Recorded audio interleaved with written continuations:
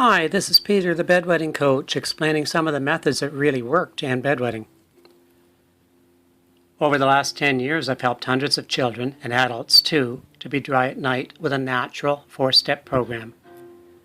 These methods are simple for small children aged 3 to 5, somewhat more complicated for older bedwetters. The remedies that really work were discovered decades ago by those expensive enuresis consulting companies. You might have already talked to them. They charge $3,000 with a so-called money-back guarantee. From them I learned the practical remedies, and I'll explain those in a few minutes, but it's also a good idea to understand medical remedies, so I'll share what I've learned from medical experts, especially through courses taught by Children's Memorial Hospital in Chicago. These guys are the real experts.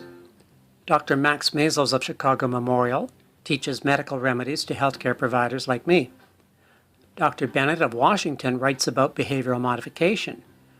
Dr. Hodges of North Carolina explains constipation and why it's one of the most common causes of bedwetting. By combining their experience, we get a multimodal approach that treats all of the possible causes without any drugs. Now, the first thing I want to tell you is, forget everything you've heard. Friends, families, even doctors will tell you to restrict water, wait till he outgrows it, or wake him up. In fact, these things can make it worse. Restricting water can cause dehydration, headaches, and constipation. This prolongs rather than ends bedwetting. Waking and walking may get you a dry bed, but you probably know it doesn't really fix anything.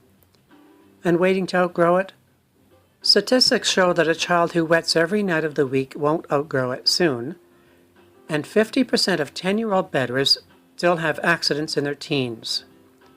So forget everything you've heard. Bedwetting is a secret problem, and the solutions are not very well known. It's easy to fix at age 3 or 4 with changes in hydration and bedtime routines. You simply address all of the usual causes with a series of remedies explained in our Step 1 video. Basically, a child has to go to bed happy in mind and happy in body.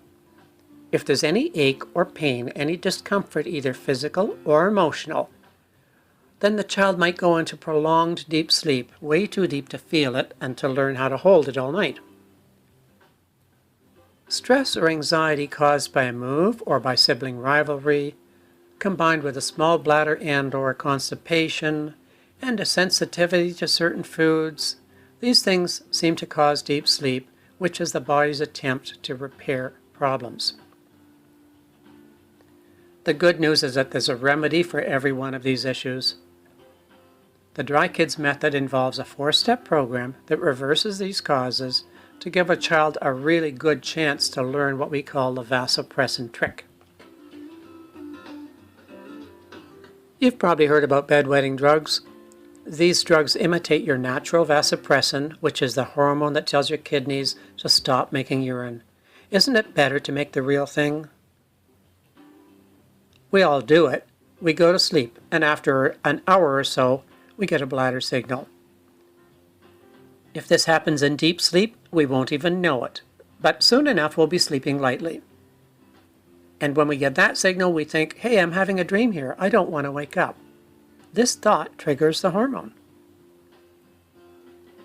Every child is ready to learn this trick at age 3, unless some discomfort is causing deep sleep.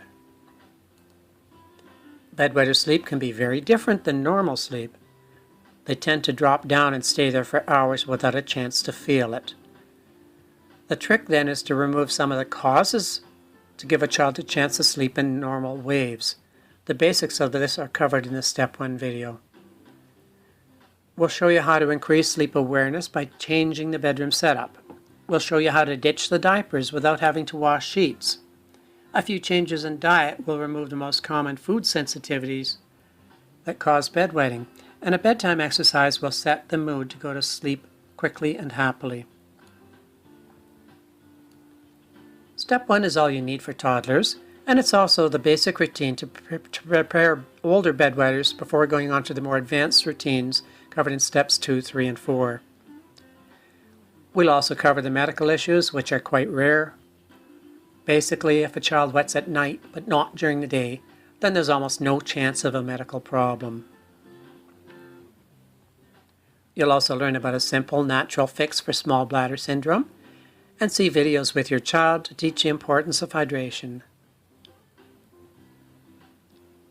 These basic lessons are, in my experience, more important than algebra.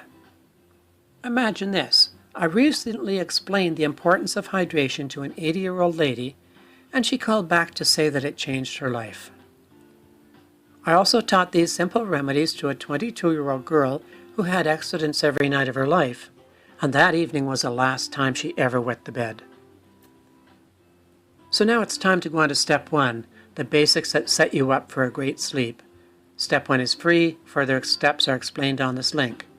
If you've already tried a bedwetting alarm with no success, you'll see that this is what you needed to have a chance of success.